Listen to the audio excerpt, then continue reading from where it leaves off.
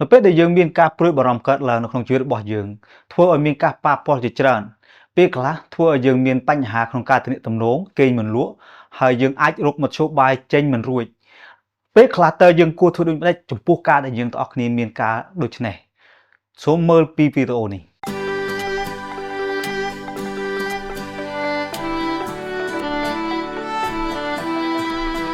ខ្ញុំបាទសូមជម្រាបសួរដល់អស់លោកអ្នកបងប្អូននៅក្នុងព្រះគុណរបស់ផងព្រះអម្ចាស់ព្រះយេស៊ូវគ្រីស្ទខ្ញុំបាទឈ្មោះធឿតជានជាគ្រូគង្វាលបម្រើព្រះអង្គនៅក្នុងប្រទេសកម្ពុជា Channel YouTube នេះនៅទីនេះដើម្បីជួយគ្រីស្ទបរិស័ទខ្មែរដើម្បីឲ្យបានមើលនៅក្នុងព្រះបន្ទូលរបស់ផងព្រះអង្គរកចម្លើយដែលយើងទាំងអស់គ្នាត្រូវការអស់លោកអ្នកបងប្អូននៅពេលដែលយើងមានបញ្ហាកើតឡើងមានការព្រួយបារម្ភកើតឡើងតើយើងមានសន្តិភាពដោយរបៀបណាបាននៅពេលដែលមនុស្សមានការព្រួយបារម្ភកើតឡើងនៅក្នុងគំនិតរបស់គាត់នោះធ្វើឲ្យការគិតរបស់គាត់ចេញមិនមានអ្វីដែលត្រូវចេញរួចដោយសារមិនមានការដែលធ្វើឲ្យបានចេញរួចនោះឯងធ្វើឲ្យគាត់មានការព្រួយបារម្ភកើតឡើងចេះតែខ្លាំងហើយការព្រួយបារម្ភនោះចេះតែ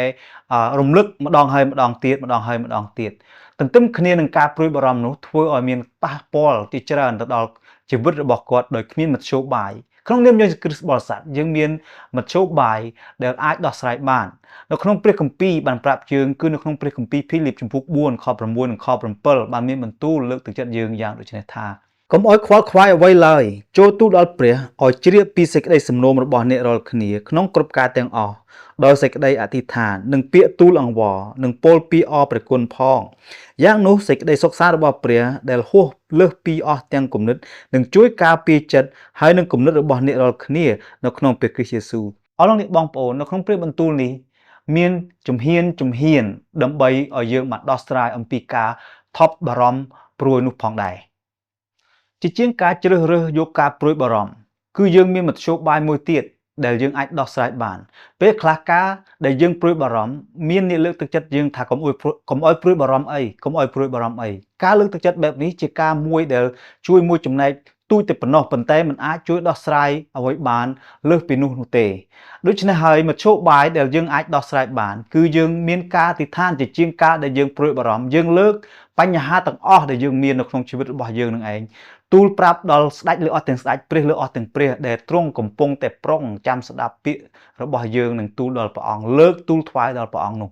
ដូច្នេះហើយការដែលយើងមានព្រះអង្គជាអ្នកដែលសម្ដាប់នៅពាក្យសំណូមនឹងការដែលយើងទាំងអស់គ្នាទូលដល់ព្រះអង្គនោះជាការបញ្ជាក់ថាយើងទាំងអស់គ្នាដែលកំពុងតែព្រួយបារម្ភឬក៏សប្បាយក៏ដោយយើងមិនមែននៅតែម្នាក់ឯងនោះទេការនេះធ្វើឲ្យយើងមានភាពកក់ក្ដៅមានទំនុកចិត្តក្នុងការដែលយើងទាំងអស់គ្នាបន្តជំហានក្នុងការរស់នៅថ្វាយព្រះអង្គតទៅទៀតបានចំពោះការដែលយើងទូលទៅដល់ព្រះអង្គនោះជំហានមួយទៀតដែលគ្រិស្តបរិស័ទគួរធ្វើចំពោះការដែលយើងទាំងអស់គ្នាកំពុងតែជួបការព្រួយបារម្ភនោះគឺយើងទាំងអស់គ្នាត្រូវថ្លែងអំណរអគុណដល់ព្រះដែលជាព្រះរបស់យើងហេតុអ្វីបានយើងត្រូវអរគុណមិនមែនអរគុណដែលយើងជួបបញ្ហានោះទេមិនមែនអរគុណដោយសារការដែលយើងជួបការព្រួយបារម្ភនោះទេការអរគុណនេះគឺជាការដែលយើងកំពុងតែមានប្រវត្តិមានរបស់ផងព្រះអង្គជាព្រះរបស់យើងដែលនៅជាមួយយើងមិនបានបោះបង់ចោលយើងបើទោះបីជាយើងកំពុងតែជួបបញ្ហាក៏ដោយនេះគឺជាការអរគុណព្រះអង្គចំពោះអ្វីដែលទ្រង់បានធ្វើកន្លងមកពីអតីតកាលចំពោះជីវិតរបស់យើងដែលយើងបានឆ្លងកាត់មកដល់ពេលនេះអរគុណព្រះអង្គគឺធ្វើឲ្យយើងទាំងអស់គ្នាបដូរអាកប្បកិរិយាជាជាងការដែលយើងខ្វល់ខ្វាយគឺធ្វើឲ្យយើងរកនឹកអ្វីដែលយើងទាំងអស់គ្នាបានឆ្លងកាត់ហើយធ្វើឲ្យយើងមានការអរគុណព្រះអង្គការអរគុណព្រះអង្គនេះធ្វើឲ្យយើងកាន់តែមានភាពកក់ក្ដៅនឹកឃើញចំពោះអ្វីដែលទ្រង់បានធ្វើឲ្យយើងទាំងអស់គ្នាបានសង្ឃឹមថាយើងនឹងមានអ្វីថ្មីជាមិនខាននៅពេលដែលយើងទាំងអស់គ្នាបន្តជីវិតរបស់យើងទៅខាងមុខនោះផងដែរបន្ទាប់ពីយើងបានធ្វើពីជំហានរួចទៅហើយគឺយើងមានលទ្ធផលនោះឯងក្នុងគម្ពីរបានប្រាប់ថាទ្រង់នឹងជួយការពារគំនិតយើងការដែលព្រះអង្គការពារគំនិតគឺការពារមិនឲ្យយើងត្រឡប់ទៅគិតអំពីការព្រួយបារម្ភនោះទៀតពីព្រោះយើងបានអរគុណព្រះអង្គព្រោះយើងបានទូលអង្វរដល់ព្រះអង្គសូមព្រះអង្គដូច្នេះហើយបានជាព្រះអង្គបានមកការពារយើងមិនឲ្យទៅគិតរឿងការព្រួយបារម្ភនោះដដែលហើយដដែលទៀតធ្វើយើងសេញគំនិតបន្ទាប់ពីយើងមានការការពារហើយមានសន្តិភាពគំនិតរបស់យើងច្បាស់លាស់ជាងមុនហើយយើងអាចទៅដោះស្រាយបញ្ហានោះបានផងដែរដោយគំនិតមកពីព្រះអង្គដូច្នេះហើយយើងបានទុកចិត្ត ដល់ព្រះអង្គយើងមានភាពកក់ក្ដៅជាងមុនដោយសារព្រះអង្គទ្រង់ការពារហើយដូច្នេះហើយបានជាយើងទាំងអស់គ្នាមានទំនុកចិត្តក្នុងការឈានចូលក្នុងជំហាននៃសេចក្តីសង្ឃឹមធ្វើឲ្យយើងទាំងអស់គ្នាបន្តទៅទៀតដោយមានការការពារពីព្រះអង្គម្ចាស់រួចទៅហើយនោះផងដែរខ្ញុំសង្ឃឹមថាវីដេអូនេះនឹងជួយលើកទឹកចិត្តឲ្យលោកអ្នកបងប្អូនបន្តក្នុងការរស់នៅ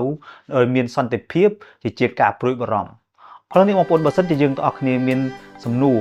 អាចសួរមកយើងផងដែរនៅខ្ទង់ comment ខាងក្រោមហើយយើងនឹងធ្វើវីដេអូឆ្លើយតបនៅថ្ងៃអនាគតផងដែរសូមអរគុណព្រះអង្គសូមអរគុណលោកអ្នកបងប្អូនសម្រាប់ការទស្សនាសូមព្រះដ៏ជម្រាបបានប្រទានពរនិងសូមជម្រាបលា